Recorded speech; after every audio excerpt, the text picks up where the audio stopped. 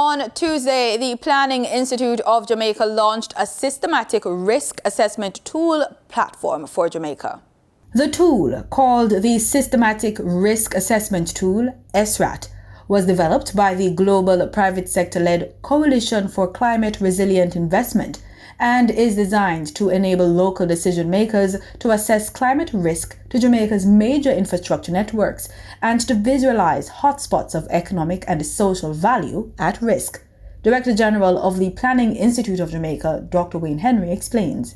We recognize that our adaptation efforts must be informed by data and science and build on the integrated disaster risk management approach in Vision 2030 Jamaica, our National Development Plan.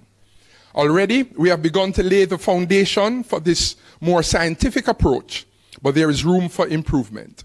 Thus, JSRAT is an important data-driven addition to the analytical toolkit to aid assessment of climate risks, particularly with respect to critical infrastructure, such as water, transport, and energy.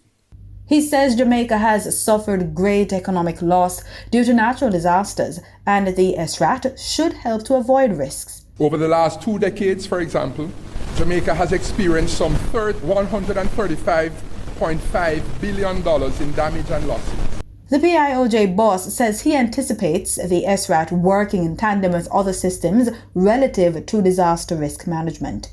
The JSRAT is a potential game changer.